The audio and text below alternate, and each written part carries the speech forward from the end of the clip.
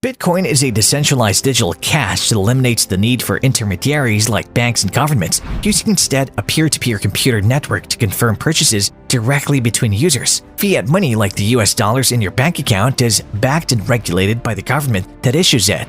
Bitcoin, on the other hand, is powered through a combination of peer-to-peer technology, a network of individuals much like the volunteer editors that create Wikipedia, and software-driven cryptography, the science of passing secret information that can only be read by the sender and receiver. This creates a currency backed by code rather than items of physical value like gold or silver, or by trust in central authorities like the US dollar or Japanese yen. If you're interested to know more about Bitcoin and how it works, I suggest you stay with me until the end of this video.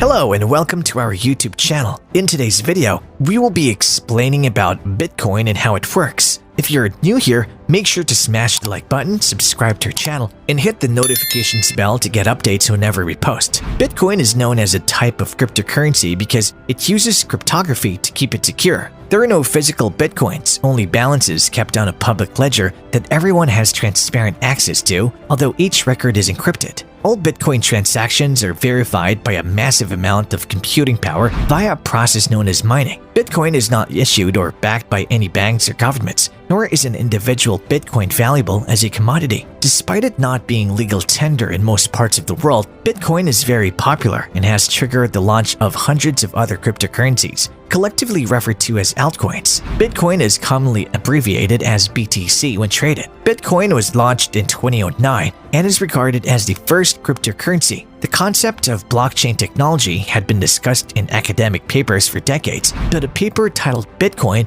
a peer-to-peer electronic cash system, helped launch cryptocurrency into reality. What is needed in an electronic payment system based on cryptographic proof instead of trust, allowing any two willing parties to transact directly with each other without the need for a trusted third party, wrote Satoshi Nakamoto, the pseudonym of the mysterious author of the Bitcoin paper, in a white paper introducing the open-source technology. It's come a long way since then, now accepted as payment by companies such as PayPal, Microsoft, and Whole Foods. The price of one Bitcoin has grown substantially. In April 2011, the price was $1. By April 2021, it reached a record spot price approaching $65,000 before sliding back down. As of late September, Bitcoin was trading in a range between $40,000 and $45,000. Bitcoin versus other major cryptocurrencies. Cryptocurrencies are virtual currencies which operate independently of banks and governments but can still be exchanged or speculated on just like any physical currency. Launched in 2009, Bitcoin was the first decentralized cryptocurrency. Since then, thousands more cryptocurrencies known as altcoins have launched. While Bitcoin remains the market leader, cryptocurrencies including Bitcoin Cash, Bitcoin Gold, Ether, Litecoin, Ripple, EOS, Stellar or XLM, and Neo could challenge in the future because of rising demand, expanded applications, and technological advances. Why do differences between cryptocurrencies matter to traders?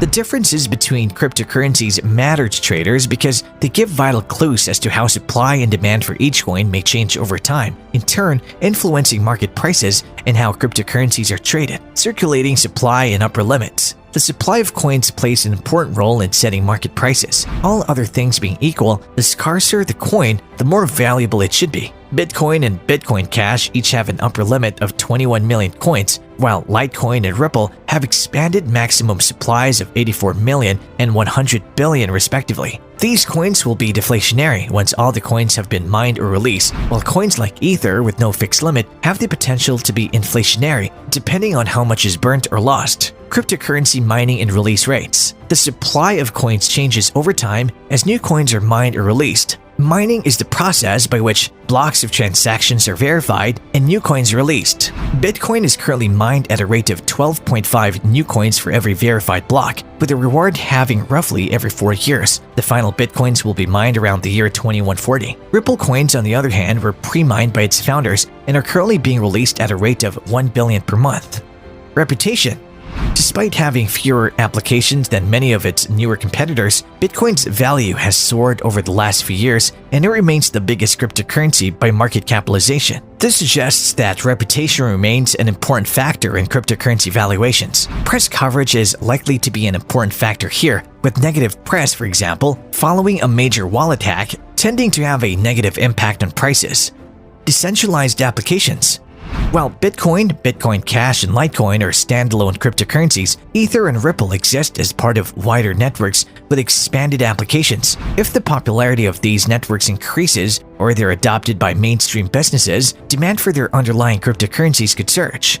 Transaction speed and scalability. As adoption of cryptocurrencies accelerates, transaction speeds and their ability to handle a high volume of transactions is likely to come under increased scrutiny. Scalability could also be influenced by blockchain size and security, as these factors will affect the profitability of mining, speed of the associated network, and willingness of users to buy and use coins. Traders should therefore pay attention to software updates and forks to see how scaling technology evolves. How does Bitcoin work? Each Bitcoin, trading symbol BTC through XBT, is also used is a computer file stored in a digital wallet in a computer or smartphone. To understand how the cryptocurrency works, it helps to understand these terms in a little context. Blockchain. Bitcoin is powered by an open-source code known as blockchain, which creates a shared public ledger. Each transaction is a block that's chained to the code, creating a permanent record of each transaction. Blockchain technology is at the heart of more than 10,000 cryptocurrencies that have followed in Bitcoin's wake. Private and public keys. A Bitcoin wallet contains a public key and a private key, which work together to allow the owner to initiate and digitally sign transactions, providing proof of authorization. Bitcoin miners. Miners or members of the peer-to-peer platform and then independently confirm the transaction using high-speed computers, typically within 10 to 20 minutes. Miners are paid in Bitcoin for their efforts. How does Bitcoin make money? Bitcoin value follows the law of supply and demand, and because demand waxes and wanes, there's a lot of volatility in the cryptocurrency's price. Besides mining Bitcoin, which requires technical expertise and an investment in high-performance computers, most people purchase Bitcoins as a form of currency speculations, betting that the US dollar value of one Bitcoin will be higher in the future than it is today. But that's difficult to predict. Is Bitcoin worth investing in? The extreme volatility in Bitcoin prices makes many investors wary of investing in the cryptocurrency, yet others view it as owning a venture capital-backed asset, since the digital coins have received more acceptance as an alternative asset. Bitcoin remains the world's largest digital currency by market capitalization and reached an all-time high of $63,558 in April. The second largest digital asset by market cap is Ethereum. When Bitcoin fell below $50,000 on April 23rd, it also dragged down prices for Ethereum and other digital coins, resulting in a $200 billion loss in value of the cryptocurrency market in one day. The lack of regulation and continued volatility makes investing in virtual assets risky, which is why the majority of institutional investors, such as hedge funds, pension funds, and retirement companies, are reluctant to put money into them. While it's clear there are many reasons to be skeptical of digital currencies, many traditional investors have been won over to the new asset class. The blockchain space is frequently described as a transformative industry with the potential to disrupt the world in the same way that the internet did in the 1990s. Should you invest in Bitcoin? Let us know your thoughts in the comment section down below.